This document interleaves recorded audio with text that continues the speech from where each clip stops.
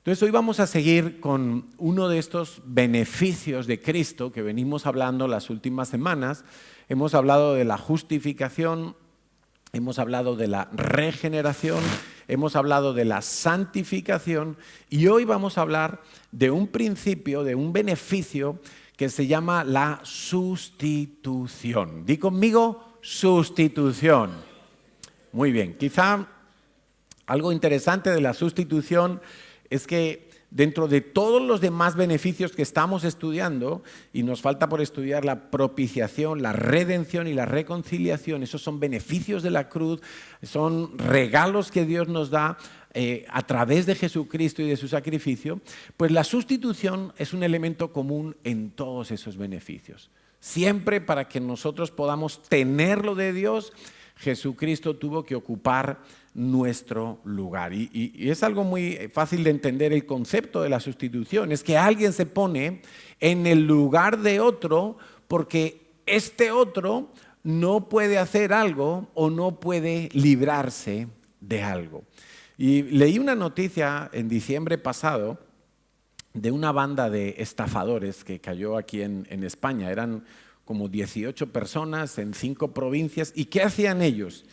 Ellos usaban este beneficio de la sustitución. Pero mira cómo lo hacían. Cuando alguien se iba a presentar al carnet de conducir, al examen teórico, ellos se ofrecían a hacer el examen por la otra persona a cambio de 2.000 euros. Entonces ellos se presentaban con el DNI de la otra persona, pues me imagino que no mostrarían mucho la foto o se cortarían el pelo igual que el otro como para no desentonar demasiado y hacían el examen y aprobaban. Y entonces habían sustituido al individuo y ellos se habían puesto a hacer el examen. Bueno, es un caso muy tonto, pero real. Esto pasó. En diciembre pasado la policía desarticuló toda esa banda y bueno, el cuento aquí es que ellos, claro, para hacer esa sustitución obtenían un beneficio a cambio. Entonces no es exactamente lo que hizo Jesús, porque Jesús literalmente no obtuvo ningún beneficio a cambio. Me estoy acordando que hace muchos años, fácilmente 20 años atrás, la hija de uno de los pastores de nuestra iglesia en Madrid, bueno, creo que en aquel momento Patrick y Cristina estaban en Londres, si no me acuerdo mal. Y ellos eran los pastores en la iglesia de Londres y su hija Becky, que tendría 10 añitos, 8, 11, no sé, era muy jovencita, pues le detectaron un tumor en uno de los riñones. Y claro, pues era una cosa delicada. Empezaron a dar quimioterapia, luego la tenían que operar, no sabíamos qué iba a pasar después, si eso se iba a cortar o iba a tener metástasis. Sabéis que cuando ocurren estas cosas siempre está esa cosa ahí en el aire, ¿no? Y recuerdo que fuimos un viaje a Israel cuando la niña estaba en tratamiento de quimioterapia y recuerdo en un lugar que estábamos, lo que se conoce como el aposento alto. Hay un sitio allí en Jerusalén, cerca del monte de Sión, que se conoce como el aposento alto. Pues no está confirmado que sea el lugar que en la Biblia usó el Señor con sus discípulos para tener esa última cena, pero allí nos lo venden como tal. Y allí estábamos y era una sala así parecida a esta y es como antigua y tiene unas columnas también. Y recuerdo que Pat estaba orando. Le tocó orar, dirigir la oración de ese grupo que estábamos allí. Y él oró y le dijo a Dios, Padre, y estaba llorando Pat, Padre, yo te pido que si te vas a llevar a mi hija, me lleves a mí en su lugar, pero que no te la lleves a ella. Como diciendo, bueno, Señor, ella tiene toda la vida por delante, yo ya tengo 40 años o los que sean y llévame a mí mejor. Bueno, eso es una oración totalmente comprensible porque seguramente la mayoría de los papás le podríamos decir a Dios algo así. Si mi hijo está secuestrado, si mi hijo está en peligro de muerte, si mi hijo tiene algo, yo me pondría en su lugar y diría, bueno, padre, no, si hay que ir a la cárcel, yo voy, pero él no. Si alguien tiene que morir, yo muero, pero él no. Y es muy humano, es muy comprensible, pero aún tampoco un caso como este puede representar fielmente lo que hizo Jesucristo por nosotros, porque si esa oración Dios la llega a responder, pues entonces en ese momento tendría que haber muerto Pat, si es que la niña iba a morir, y ella seguir con vida. O sea que sí, era un cambio, pero alguien quedaba dañado y perjudicado para siempre. Bueno, en realidad lo que Jesucristo hizo por nosotros fue una sustitución de otra categoría, de otra naturaleza.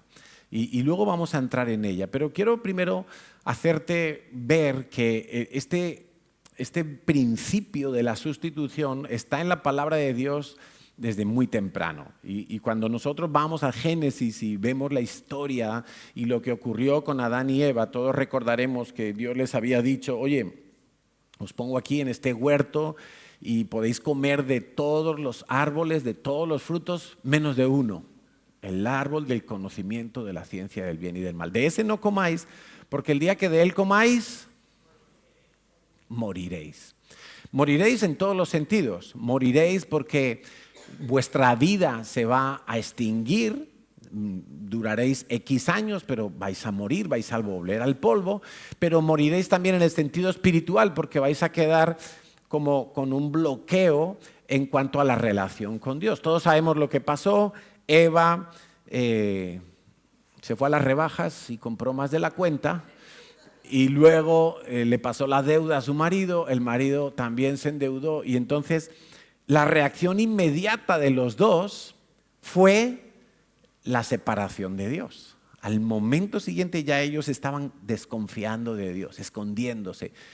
Y ellos, claro, dice la Biblia que fueron abiertos sus ojos en cuanto comieron ese fruto. Eso es un lenguaje figurado que nos da a entender que ese conocimiento del bien y del mal es que ahora ellos tenían que decidir con su propio criterio, sin contar con Dios, qué era bueno y qué era malo. Y lo que hacía 5 minutos era bueno, ahora resulta que ellos lo veían como malo. Y entonces vieron que estaban desnudos y dijeron, estamos desnudos, tenemos que hacer algo. Y cogieron unas hojas de higueras, dice que las cosieron de alguna manera y se hicieron unos delantales. Y se taparon sus partes privadas, sus partes íntimas, que hasta 5 minutos antes no era ningún problema, porque no había malicia en sus ojos, porque no había el concepto de la sexualidad no estaba dañado. Pero es que fue comer de ese fruto y ya ellos cambiaron el criterio de Dios por su propio criterio. Y lo que Dios creó como bueno, ellos empezaron a verlo como algo sucio, como algo malo. Ese mal perdura hasta el día de hoy en nosotros, porque la mayoría de nosotros tenemos que luchar con pensamientos respecto al área sexual, de que el área sexual no es mala, sino que es buena, como Dios ha dicho. Pero el punto aquí es que cuando Dios ve que ellos se habían tapado con hojas de higuera, Dios les habla, les redarguye y les dice que está muy mal lo que han hecho, que no debían de haber comido, que era solo un mandamiento que tenían que cumplir y no lo cumplieron. Y Dios dice, mira, lo que habéis hecho vosotros, esas hojas de higuera, las hojas de higuera representan la religión. Yo voy a hacer las cosas a mi manera, yo me tapo como yo quiero o como yo puedo. Y trataron de taparse, pero ¿Dios qué hizo? Dios dice que les hizo unas túnicas de pieles de animales. Eso ya nos habla de que algún animal tuvo que morir. Podemos pensar por el hilo conductor de toda la palabra de Dios que seguramente el animal o los animales que Dios tuvo que sacrificar fueron corderos. Porque luego vemos que en la ley que Dios le da a Moisés, pues era uno de esos animales que se utilizaban muy frecuentemente para pedirle perdón a Dios por los pecados.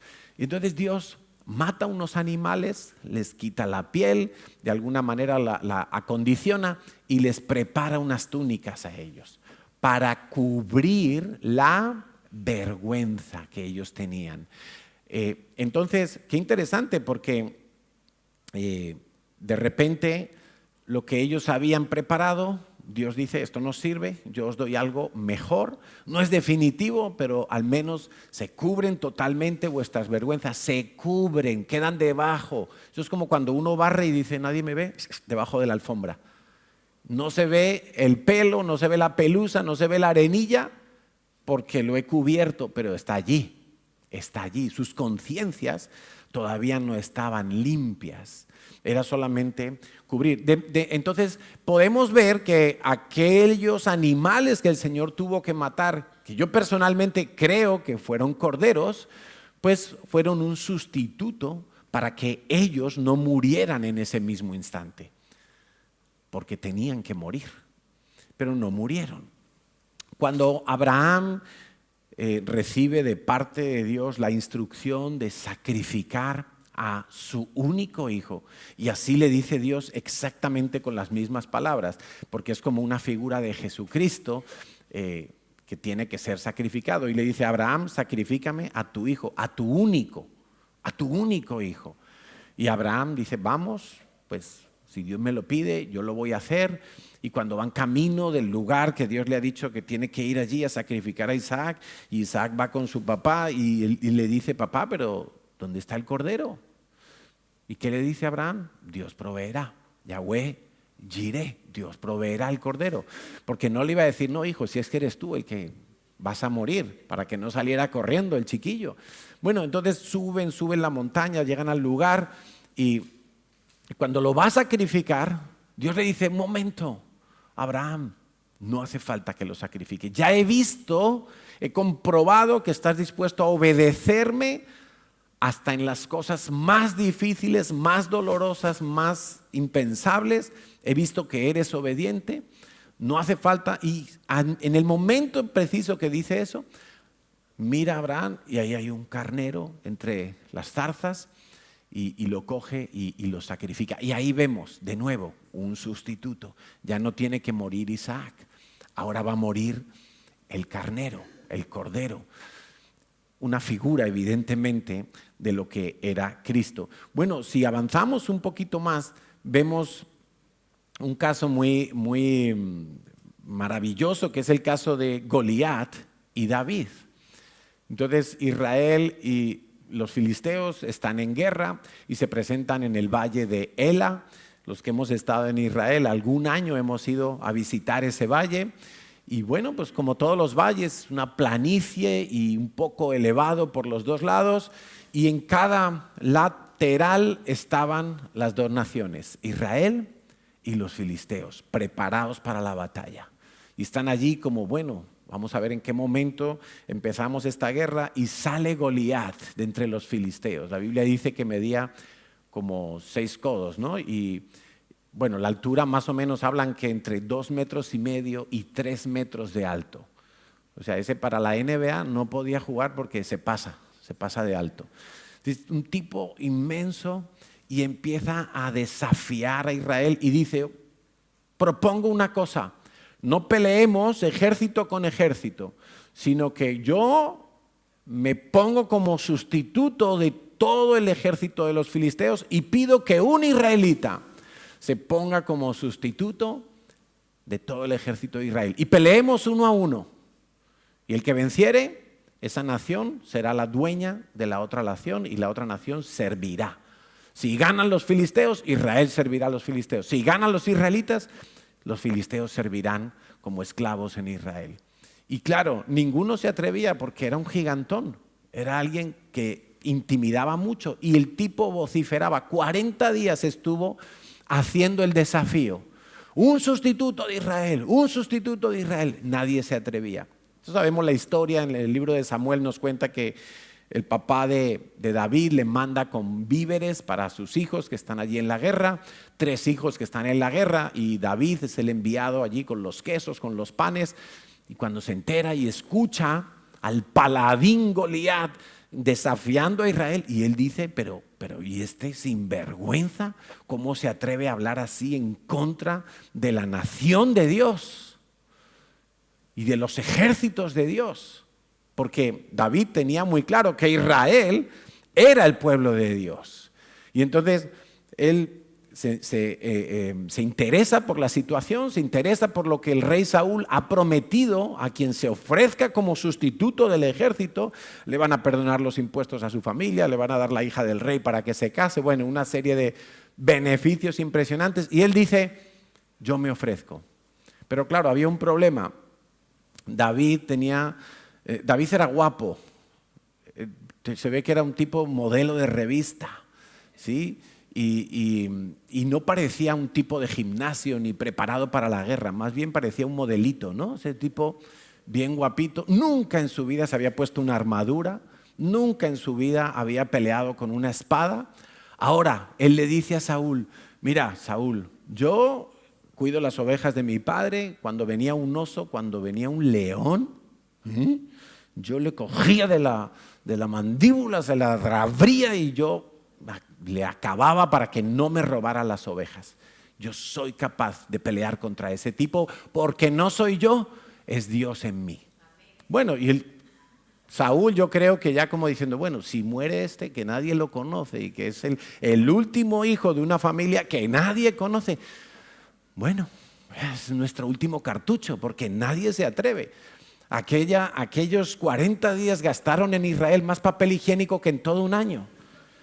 Porque todos tenían diarrea, estaban muertos de miedo, por no decir otra palabra. Bueno, se presenta el rey no, se presenta el pastor de ovejas, David, a pelear esa batalla. Todos sabemos que él coge 5 piedras del arroyo, piedras lisas, y algunos dicen, ¿por qué piedras lisas? Bueno, porque se la tenía que clavar. Si fuera un pedrusco es imposible que lo clave. Dice, pum, coge la onda y lo mata. Lo deja inconsciente y él se acerca y lo remata con la propia espada. Y ahí vemos un ejemplo muy claro de cómo un sustituto de todo Israel se presentó a la batalla por todo Israel.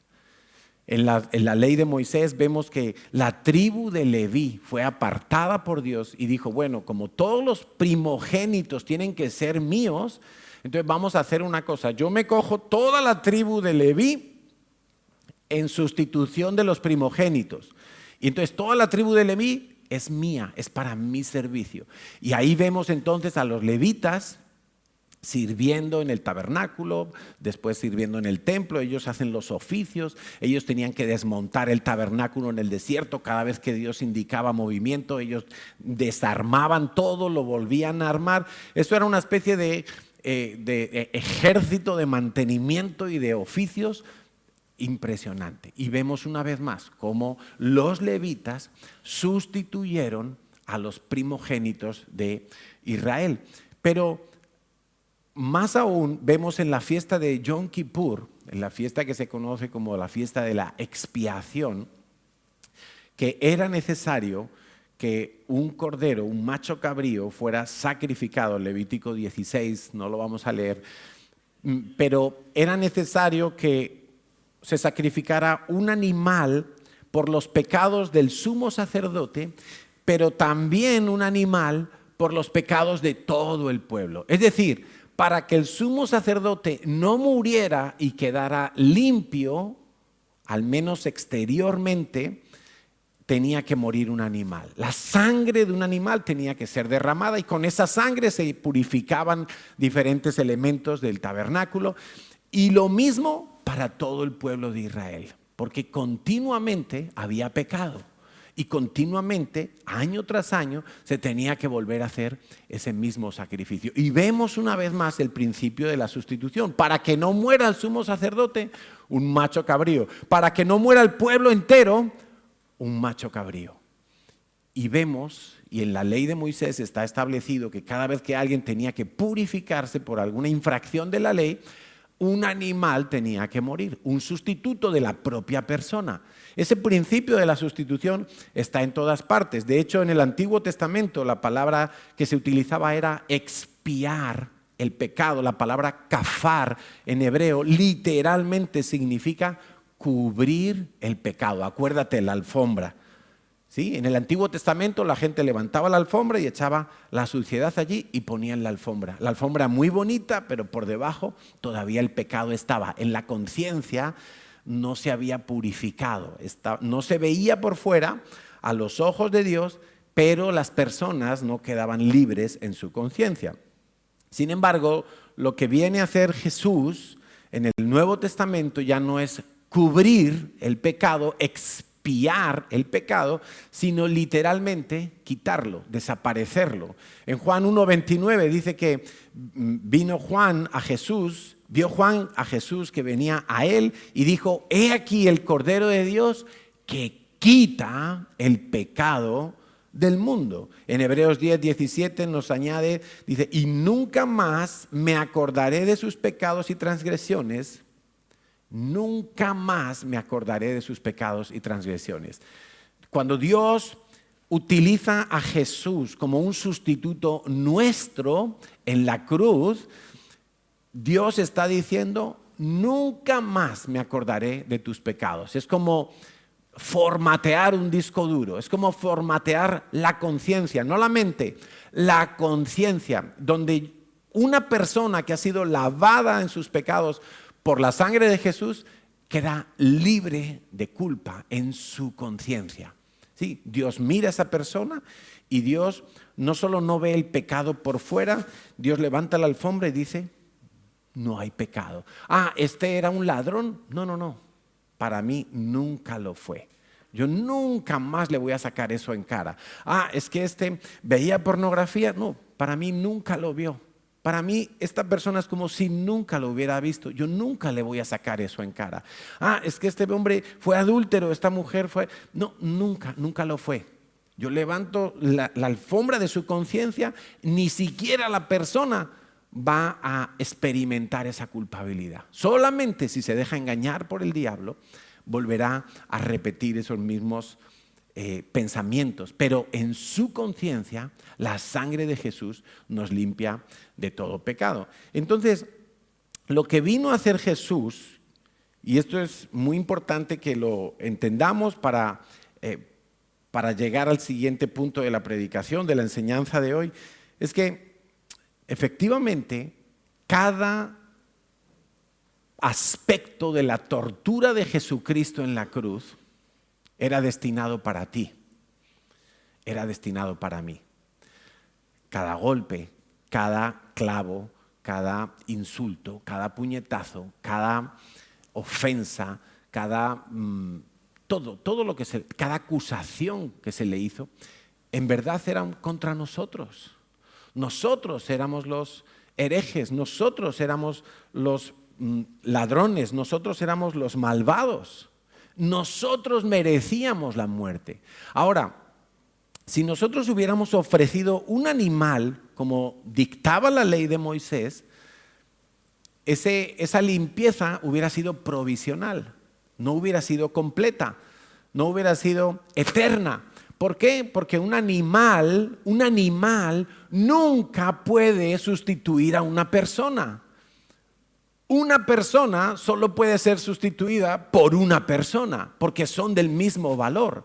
No tiene sentido. O sea, oiga, si un ganadero por error atropella al caballo del ganadero vecino, no le puede pagar con una gallina, porque el caballo vale mucho más que una gallina. Le tendrá que pagar con otro caballo. ¿Estamos entendiendo? Entonces, el pecado de un hombre no se puede pagar con un animal. Un animal es inferior, por mucho que nos digan los ecologistas otra cosa. Un animal no se puede comparar con una persona. Entonces, era otra persona la que tenía que sustituirnos en esa muerte. Ahora bien, no tiene sentido que sea una persona tan pecadora como yo, porque entonces, ¿dónde está el beneficio allí? O sea, yo tengo que morir porque soy pecador, pero a cambio muere uno que también es pecador. No, Dios eso no le convence. Dios dice que la persona que nos tiene que sustituir a nosotros tiene que ser como en la ley de Moisés, alguien sin defecto, alguien absolutamente sin ninguna mancha. Entonces, Romanos 5 nos habla de todo esto. En el versículo 7 y 8 dice, ciertamente apenas morirá alguno por un justo, como un padre que se ofrece por un hijo y dice, no, mi hijo es inocente, yo muero por él.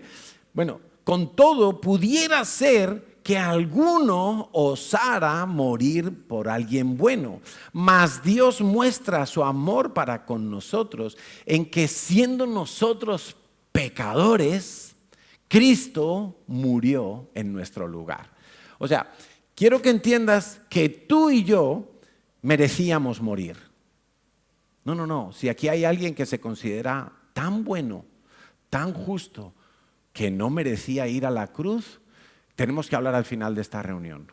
Tenemos que hablar seriamente porque tu vida está en peligro. Tu vida corre peligro para la eternidad.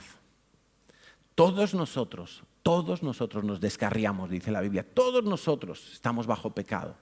Todos nosotros, todos absolutamente, teníamos que morir en aquella cruz. Todos.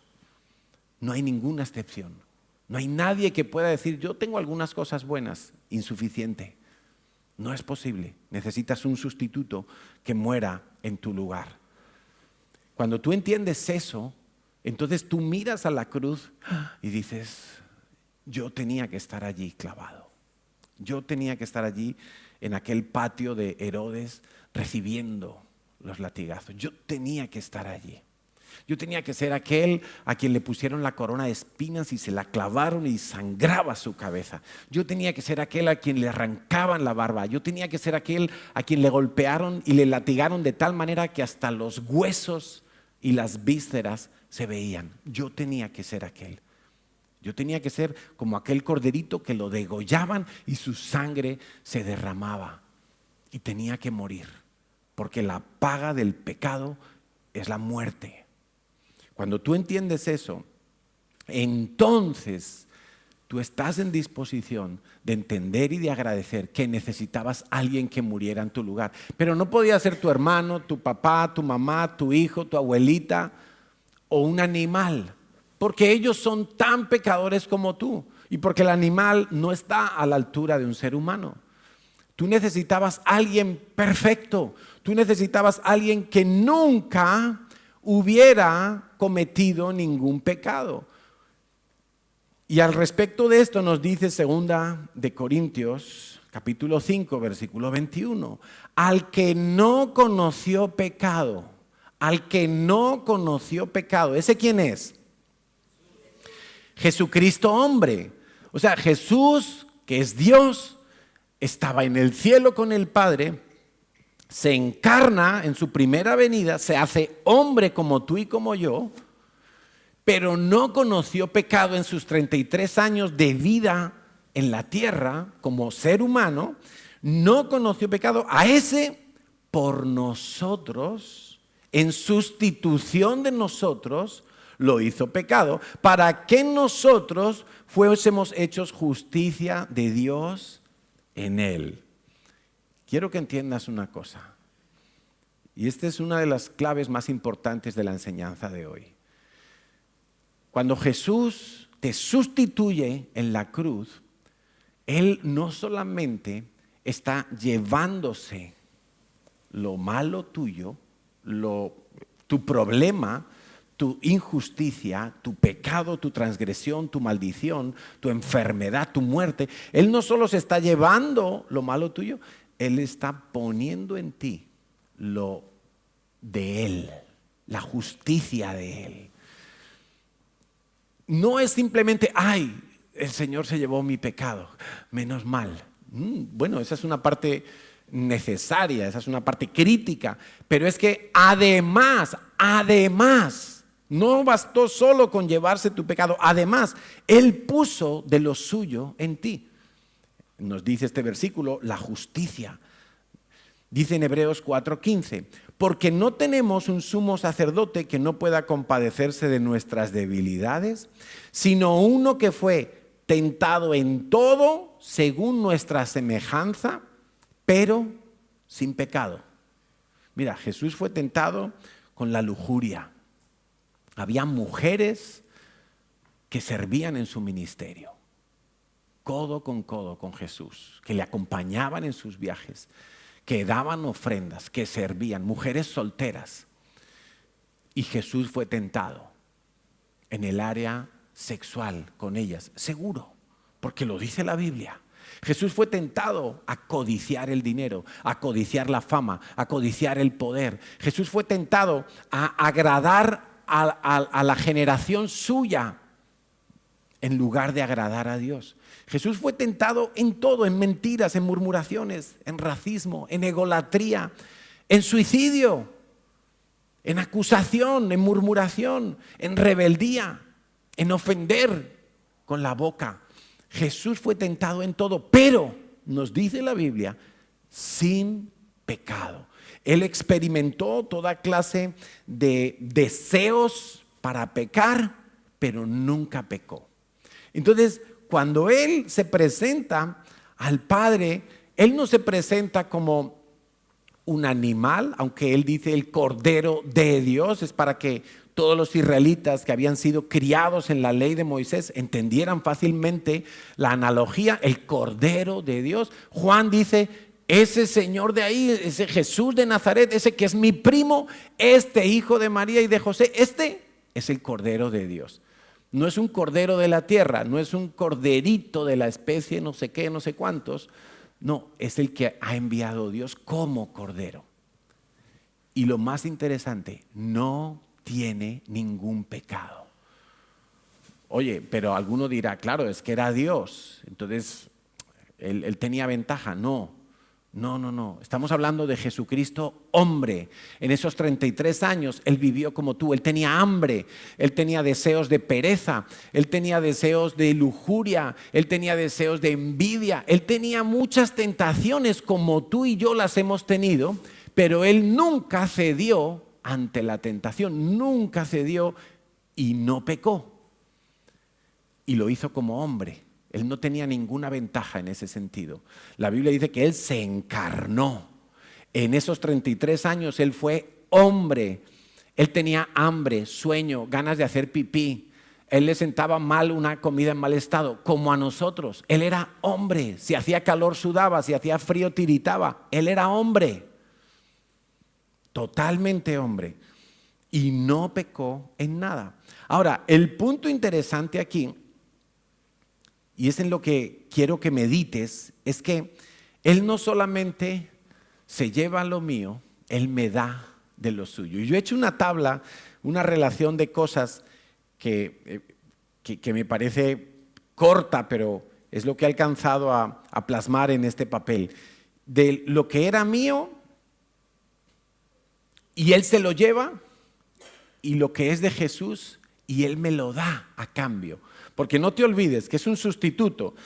O sea, hace años yo vi una película que no sé cómo se llama. Había un rey que era joven y entonces decide hacer un experimento y quiere conocer cómo vive la gente. Esto estamos hablando como de la Edad Media. Y entonces él sale de su castillo vestido con unas ropas y se infiltra entre el pueblo para ver cómo es el mercado, cómo son los negocios, de qué habla la gente. Y no me acuerdo muy bien qué pasaba en la película, pero de alguna manera él se intercambiaba con un joven plebeyo. Y entonces el joven plebeyo se ponía los vestidos del rey, el rey se ponía los vestidos del joven, que era del pueblo, normal, no era de la realeza, y se intercambian los roles. Y entonces por un tiempo el rey vive en la calle, fuera del castillo, y el joven vive en el palacio.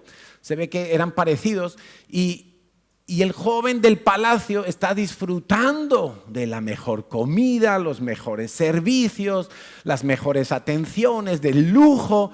Y el rey por un tiempo está viviendo entre el pueblo y está sufriendo las penalidades del pueblo. Apenas para comer, tiene que pedir, tiene que rebuscarse. Entonces hubo un intercambio. Eso es lo que hizo Jesús con nosotros. Hubo un intercambio. Él se lleva lo mío, pero a cambio me da lo suyo. ¿Qué es lo mío y qué es lo de Jesús? Vamos a ir viendo la contraposición. Bueno, yo tenía corrupción y Jesús me da lo suyo, que es santidad. Corrupción, santidad. Creo que nos van a ir poniendo aquí, ¿no? Producción. Yo tenía injusticia. Jesús me hace justicia de Dios. Yo tenía injusticia, Jesús se lleva mi injusticia, pero a cambio no me deja como, no, ahora la justicia ya no es algo que aplique a Carlos, sí aplica. Ahora Él me ha dado su justicia. Antes era injusto, ahora en Jesús yo tengo la justificación. Yo antes era culpable, tenía culpabilidad en mi conciencia, a pesar de hacer algunas buenas obras para tratar de calmar la conciencia, la culpa seguía allí. Y si esto te pasa a ti al día de hoy, quiero que sepas que estás dejando de vivir uno de los beneficios de Cristo, que es la sustitución. Él se llevó tu culpa también y a cambio te ha dado el perdón. Dios nunca más se va a acordar de tus pecados.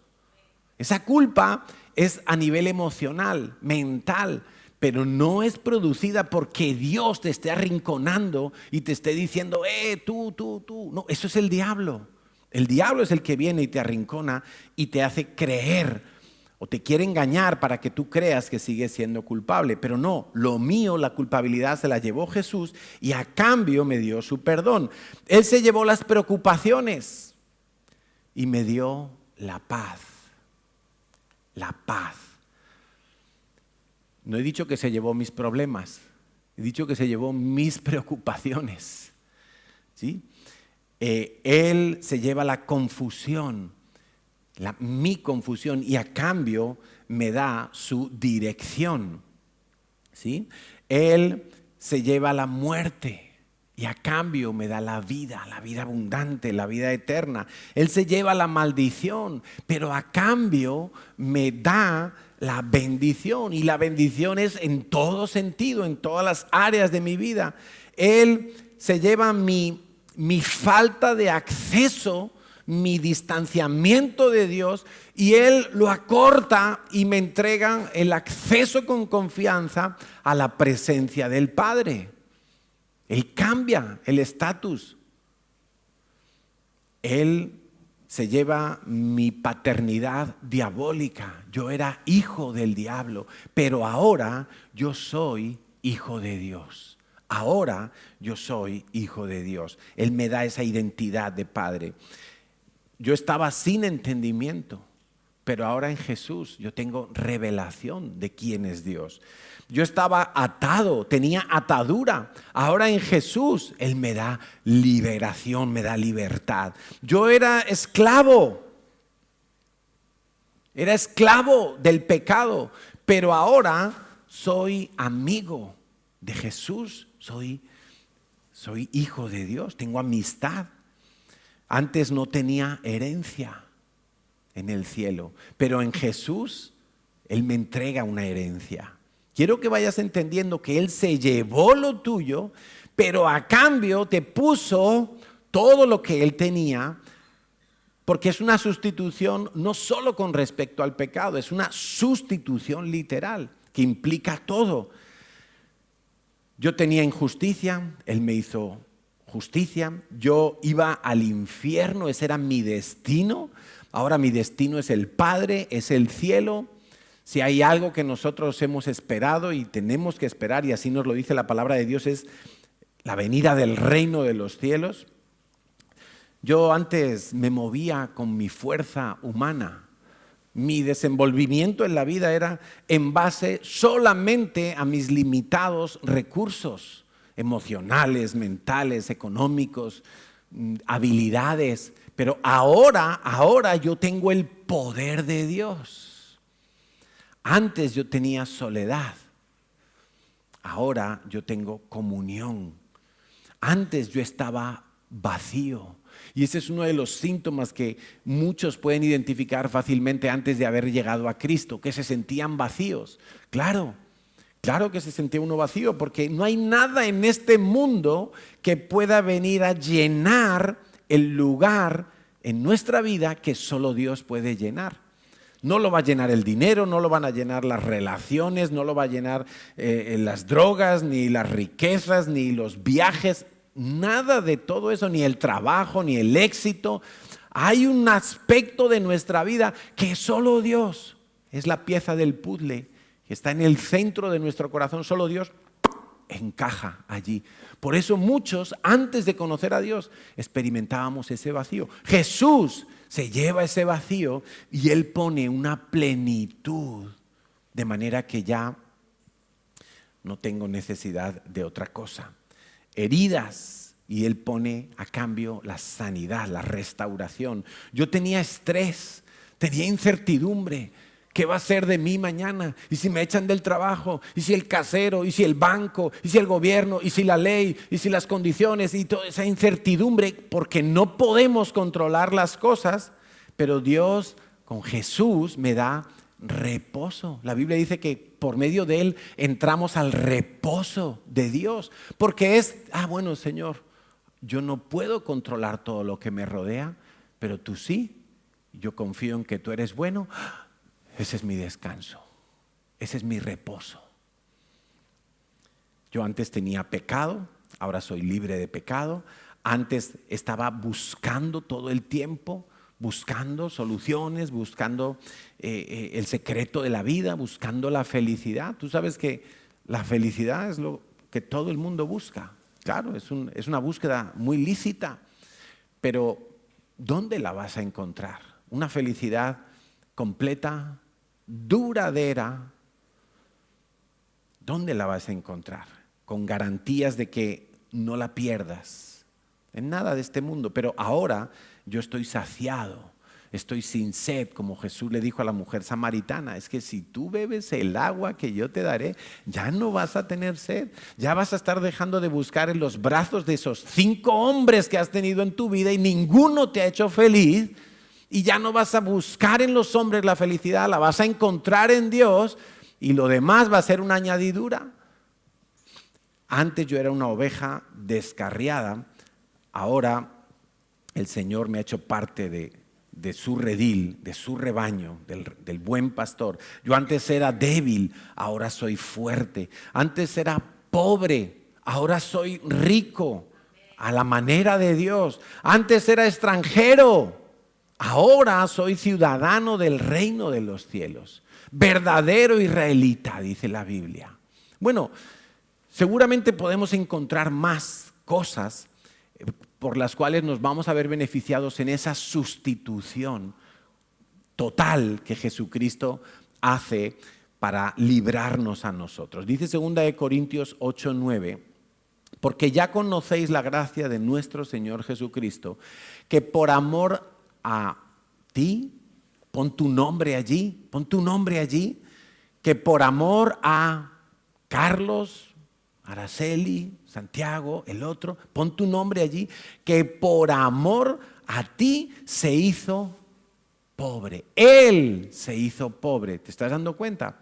No es solamente que se llevó tu pecado, se llevó tu pobreza, sí, se la llevó, pero dice,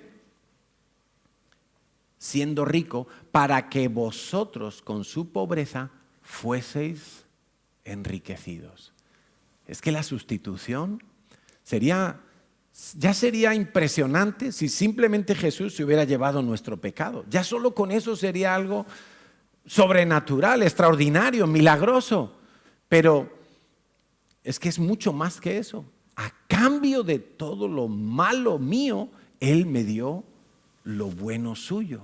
Mi pobreza se la llevó, nos dice Corintios, Él me dio su riqueza, Él me enriqueció. Dice Isaías 53, 4 al 5, ciertamente llevó Él nuestras enfermedades, sufrió nuestros dolores y nosotros le tuvimos por azotado, por herido de Dios y abatido.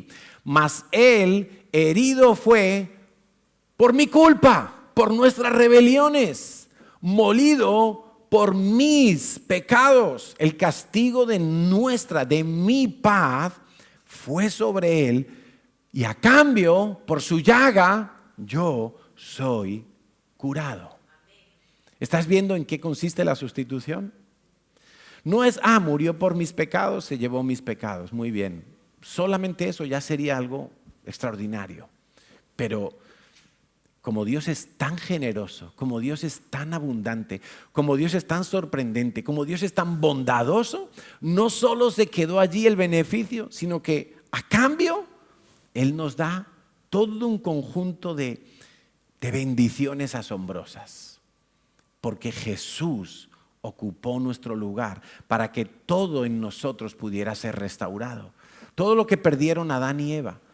Acuérdate, todo lo que yo he nombrado aquí en esta tabla, Adán y Eva lo tenían como lo tenía Jesús. Ellos lo tenían antes del pecado. Ellos estaban cerca de Dios, ellos tenían comunión con Dios, ellos eran ricos, despreocupados, ellos dormían tranquilos, no tomaban ansiolíticos, no tenían nada. Eran felices. Pero fue pecar, ¡fum!, y todo se vino abajo. De repente Dios ya no es tan confiable, de repente veo cosas que antes eran insignificantes, ahora me preocupan. De repente todo empieza a trastornarse. Todo empieza a trastornarse. En la preocupación, la acusación, no, ha sido mi mujer, no, ha sido la serpiente. Todo como, qué lío tan grande en un momento. Todo tenía que ser restaurado. ¿Cómo podía ser hecho?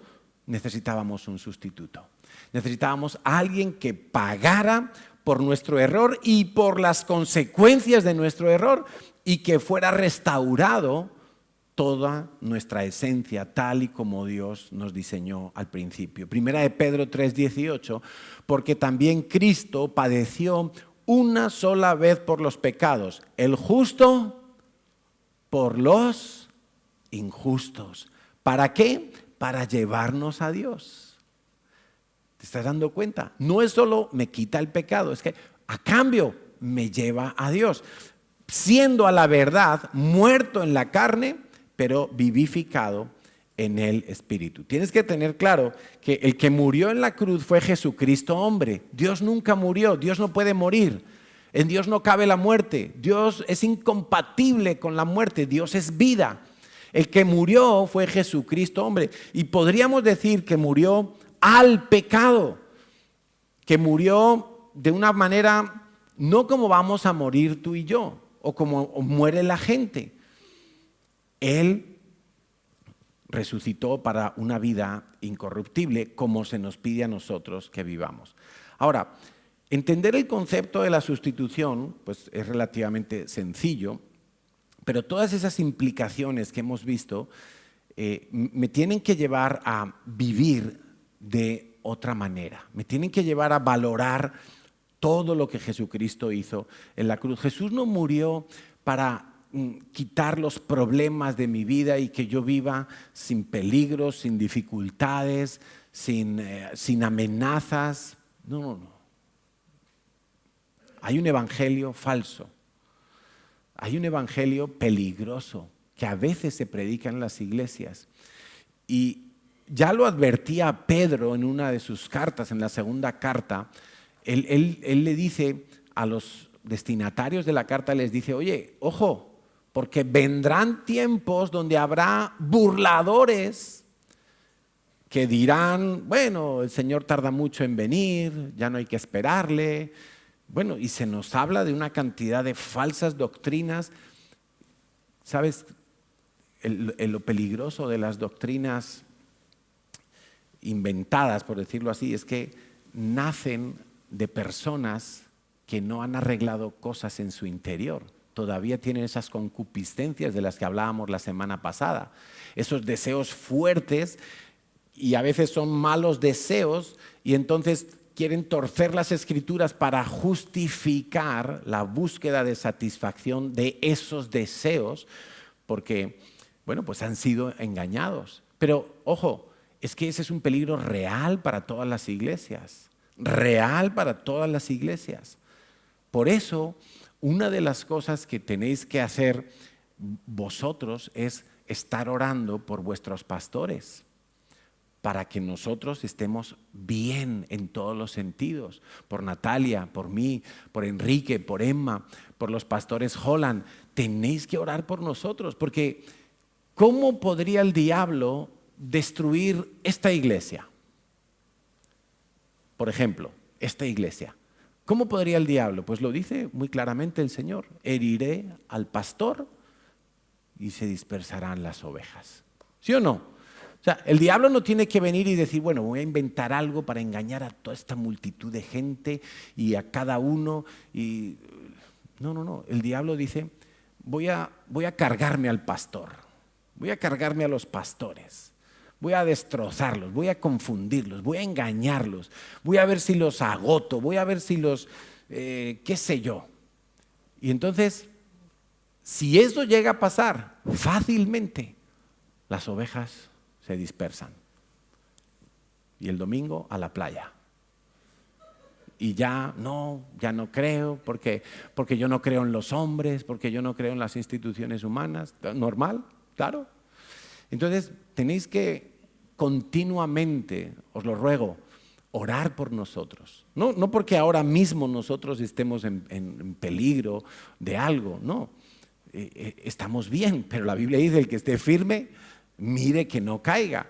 O sea, es una labor preventiva, es una labor inteligente, sabia, orar por vuestros pastores. Lo dice la Biblia y lo dice por esa razón. Entonces, Jesús no vino a morir, como se predica en algunos sitios, para que nuestra vida sea sencilla, fácil y sin problemas, una carretera allanada. No, Señor. Jesús no vino a morir para que yo cumpla mis sueños. Eso es una herejía. Jesús no vino a morir para que yo me haga rico a la manera en que quieren enriquecerse los hombres en este mundo. No, eso es una herejía.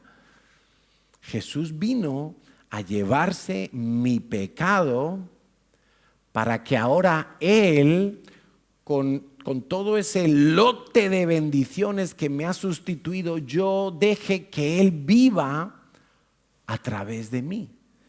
Y esta es la segunda clave de esta predicación, que tú tienes que dejar que Jesucristo viva a través de ti. Por eso cada día tienes que tomar tu cruz, cada día tienes que crucificar el viejo hombre. ¿Para qué? Para que el nuevo hombre, según Cristo, sea el que viva. Dice Gálatas 2:20, con Cristo estoy juntamente crucificado. Y ya no vivo yo. Un momento. No, espérate. Ese yo es el que está allí clavado con Jesucristo. Ese yo es el que le clavaron en la cruz con Jesucristo. Ese yo que decía, yo puedo, yo lo hago, yo sé, yo me defiendo, yo soluciono, yo me hago mis planes, yo vivo mi vida como quiero, yo no rindo cuentas a nadie, yo lo hago, yo sé lo que tengo que hacer, yo soy el más listo, he fracasado pero me levantaré porque yo soy fuerte. Ese yo ya no vivo yo. Ese yo ya no vive. Ese yo allí a la cruz todos los días. Y se va a querer bajar. Aquel ladrón de la cruz le dijo a Jesús, bájate. Y ese mismo ladrón, a través del diablo, ese diablo te habla todos los días hoy, bájate de la cruz, bájate, porque tienes que sufrir tanto, hombre. Si total, tener un poquito de sexo con la vecina no pasa nada, bájate de la cruz. Total, si desobedecer a tus padres un poquito, no pasa nada, hombre, tú vas a la iglesia el domingo y ya lo arreglas. Bájate de la cruz, bájate, quéjate. Habla mal de otros, bájate de la cruz, hombre. Lo que te han hecho es muy grave. Tienes derecho a defenderte, bájate de la cruz. No, ya no vivo yo. Allí está clavado. Ya no vivo yo, mas vive Cristo en mí. Y lo que ahora vivo en la carne, ahora mientras estás en la carne, mientras estás en esta vida, mientras tus pulmones respiran, lo vivo en la fe del Hijo de Dios, el cual me amó y se entregó a sí mismo por mí. O sea, Jesús está diciendo, mira, tú eres un ladrón, tú eres un malvado, tú eres un perverso, tú eres un pecador en todos los sentidos, estabas corrupto, condenado a muerte. Nadie iba a venir a librarte de la sentencia de muerte. Nadie podría sacarte del corredor de la muerte. Ningún abogado, ningún juez, nadie. No hay dinero suficiente. No podías hacer nada para ser librado del día de tu sentencia de morir eternamente. Nadie podía hacer nada. Pero vino Cristo sin pecado, justo, limpio, absolutamente perfecto a los ojos de Dios y dijo, yo muero en lugar de Él. ¿Quién diría que no a eso? Honestamente, creo que nadie. O sea, si ahora mismo vamos al corredor de la muerte de algún país donde hay pena de muerte y le decimos a alguien, oye, mira, tú mereces morir. Tú estás aquí porque lo has hecho muy mal, porque eres un violador, un asesino, lo que sea. Tú mereces morir. Pero aquí hay una persona que nunca, ni siquiera una multa de tráfico, no tiene nada en su expediente. El gobierno no le acusa de nada, no hay ningún juez que tenga ninguna causa contra él, ni su vecino puede hablar mal de él, ni su esposa o su esposo pueden hablar. Es una persona perfecta, nunca hizo nada malo. Quiere morir en tu lugar. Solo hay una condición, y es que después que tú veas cómo Él muere en tu lugar, entonces tú continúes la vida que Él tenía en la calle. Eso es la sustitución. Eso es la sustitución. Que después tú continúes la vida de Jesús, porque Él te dio todo lo suyo. Romanos 8:9. Mas vosotros no vivís según la carne, sino según el Espíritu, si es que el Espíritu de Dios mora en vosotros. Y si alguno no tiene el Espíritu de Cristo, no es de Él. Quiere decir que, claro, para yo poder vivir la vida de Jesús, yo necesito el Espíritu Santo. Es que eso no lo hemos puesto en la tabla. Yo tenía un espíritu muerto, un espíritu anestesiado, muerto, y a cambio, Jesús me da su espíritu. No solo me quita los pecados, no solo me hace justo ante Dios, no solo se lleva mi enfermedad, a cambio, además, me da su Espíritu Santo. ¿Para qué me da su Espíritu Santo? Porque es que el trato es que yo siga viviendo la vida de Jesús. Y es imposible que yo la viva si no tengo su Espíritu. Es imposible. No. O sea, si tú quieres que yo viva tu vida, dame tu pasaporte, dame tu DNI, dame tu tarjeta del banco, dame tu cartilla a la Seguridad Social, dame las llaves del piso, dame todo. Pues si yo tengo que vivir tu vida, dame todo lo tuyo. Muy bien, ahí lo tienes. Y te doy mi espíritu para que sepas cómo pienso, para que sepas hacia dónde tienes que ir, para que tengas poder, para que tú sepas todas las cosas. Te doy mi espíritu. 1 Corintios 6:19. ¿O ignoráis que vuestro cuerpo es templo del Espíritu Santo, el cual está en vosotros, el cual tenéis de Dios, y que no sois vuestros? ¿Es que vas a ignorar eso? No lo podemos ignorar. Yo debo vivir ahora dejando que Cristo viva a través de mí. Y eso yo lo he resumido en 4 cosas. Punto 1, no vivas más para agradar a otros. Cuando tú lees los evangelios que nos hablan de cómo fue la vida de Jesús en esos 33 años en la tierra, cuando tú lees los evangelios te das cuenta de que lo último que había en la mente de Jesús era caerle bien a la gente, quedar bien con todo el mundo, vivir para ser el simpático con todos, para que nadie se moleste, para que todos me reciban. No, Él no se preocupó en absoluto de todo eso. Dice Santiago 4:4, oh almas adúlteras, ¿no sabéis que la amistad del mundo es enemistad contra Dios? Cualquiera pues que quiera ser amigo del mundo se constituye enemigo de Dios. Jesús no vino para hacer amigos. Jesús no vino para decir cosas que me hagan quedar bien con la gente. No vivas para agradar a otros. No se trata de caerle mal a la gente, también hay que decirlo, pero tu prioridad tiene que ser agradar a Dios, agradar a Dios. Si haciendo lo que agrada a Dios le caes mal a la gente, toca. La palabra de Dios nos dice que si haciendo el bien sufrimos persecución, que nos tengamos por bienaventurados, felices, haciendo el bien, no pecando. Si por pecar me echo a los jueces encima, esa es mi torpeza. Pero si haciendo el bien, si haciendo lo correcto a los ojos de Dios, si agradando a Dios, si viviendo por fe, si haciendo lo que toca delante de Dios, eso me genera problemas, enemigos, persecución, pues tocó. No te rebeles contra eso, es lo que tocó. Entonces no vivas para agradar a otros. 2, no vivas más para lo temporal. No le des más valor a esta vida que a la vida eterna. Porque Jesús se cambió por ti. Y tu vida antes iba a durar 70, 80, 90, 100 años.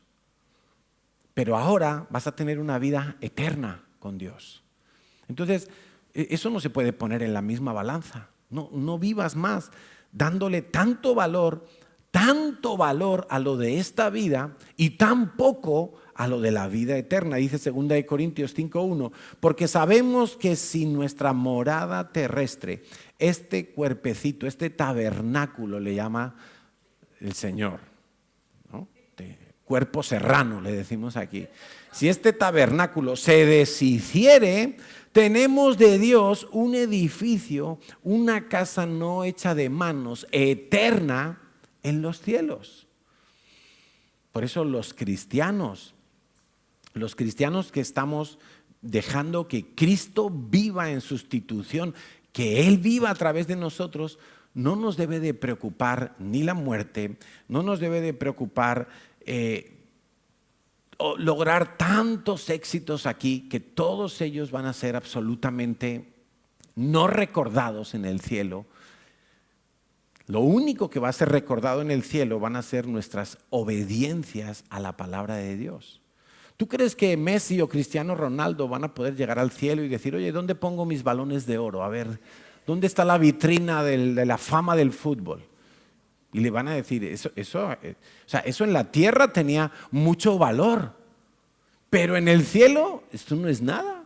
Aquí hay otro tipo de recompensas, hay unas coronas de vida, hay unas coronas de gloria, hay unas coronas para los que aman la venida. Eso sí, así hay unos premios así, pero ¿esto qué es? Esto aquí no vale. O puede llegar alguien y decir, oye, pues no sé, es que yo logré y saqué tal título y monté tantas empresas. ¿Cómo? Eso aquí no sirve de nada. Eso aquí no tiene ningún reconocimiento. Ninguno. Entonces no vivas más para lo temporal. Relativiza. ¿Sí? Relativiza. No seamos tan como si aquí estuviera lo absoluto.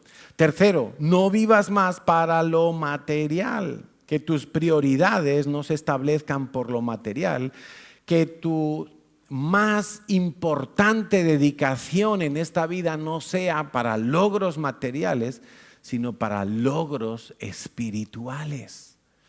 Mateo 6, 19, 20, no os hagáis tesoros en la tierra donde la polilla y el orín corrompen y donde ladrones minan y hurtan, sino haceos tesoros en el cielo donde ni la polilla ni el orín corrompen y donde ladrones no minan ni hurtan.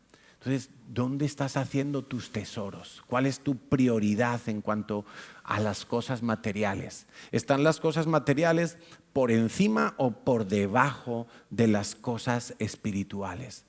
¿Es más importante ganar un poco más de dinero o es más importante dejarse formar más por el alfarero? ¿Qué es más importante? ¿Cuál es cuando hay una decisión en la que interviene el dinero y quizá dejarse usar por Dios para algo va a suponer que tú pierdas algo de dinero o que dejes de ganar algo de dinero? Entonces, ¿qué haces? Deja de vivir para lo material. No vivas para lo material. las cosas materiales que logremos acumular en esta vida, aquí se quedarán. No tienen valor en el reino de los cielos, no tienen lugar, no te las vas a poder trasladar en el reino de los cielos. No, en el reino de los cielos se hace de otra manera. Y la gente alrededor nuestro sabemos que viven queriendo agradar a los hombres, viviendo para el aquí y el ahora, viviendo para lo material. Sabemos que eso es así, es el mundo como está conformado, es la sociedad en la que vivimos, eso está ahí, nos rodea. Pero yo te tengo que insistir en que tú no vivas para eso, porque Cristo te sustituyó. Y te sustituyó para que ya no sigas viviendo de la misma manera, sino para que ahora Él viva a través de ti. La cuarta cosa que tú tienes que hacer es vivir preguntando a Abba cada día, ¿qué quieres que yo haga? Cuando Dios le habló a Isaías, en Isaías 6:8, le hace una pregunta sorprendente. Es muy sorprendente. Y cada vez que Dios hace preguntas, uno tiene que prestar mucha atención. Dice Isaías 6:8, después oí la voz del Señor que decía, ¿a quién enviaré y quién irá por nosotros? Qué curioso que Dios pregunte eso. El método de Dios son las personas. El método de Dios para este tiempo son las personas. También lo era en aquel tiempo, antes de Cristo, por lo que vemos aquí. Dios escogía profetas y decía, bueno, yo necesito a alguien que oiga mi voz y que en mi nombre, por mí, vaya y anuncie al pueblo lo que está por venir. Y Dios dice, ¿a quién enviaré y quién irá por nosotros? Está diciendo Dios. Está hablando el Padre, el Hijo y el Espíritu Santo. ¿Quién irá por nosotros? ¿Quién irá en lugar de Dios? Es que es demasiado fuerte eso. ¿Quién irá en mi nombre? ¿Quién irá y dirá, yo vengo enviado por Dios y tengo un mensaje y tengo algo para entregar a este pueblo, a esta ciudad, a esta generación? ¿Quién irá por nosotros? Dios podría enviar ángeles. Dios podría hacer señales en el cielo y la gente diría, algo está pasando. Dios está llamando nuestra atención. Pero Dios simplemente dice, ¿quién irá por nosotros? Por nosotros, en sustitución de nosotros.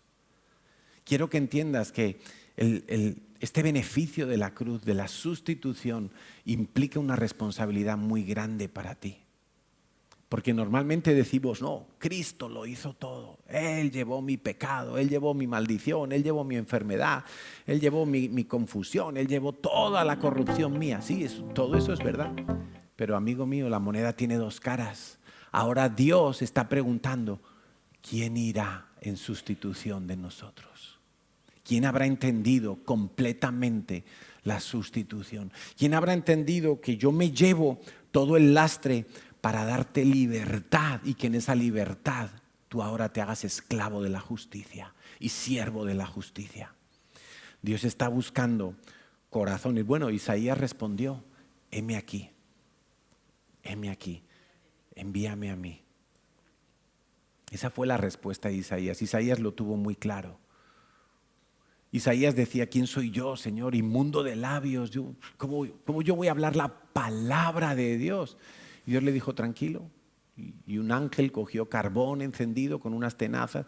O sea, Dios te prepara totalmente. Dios ya ha hecho la sustitución. Tu ignorancia, tu debilidad, tu limitación, Dios ya la ha cambiado por el poder de Dios en ese sacrificio que hizo Jesús. ¿A quién enviaré? Dios está buscando corazones que quieran oír las instrucciones del cielo, que sean obedientes, que vayan en el nombre de Dios para anunciar el Evangelio. Y esa es nuestra misión hasta que Él regrese. Como iglesia, como hijos de Dios, no tenemos otra misión más importante.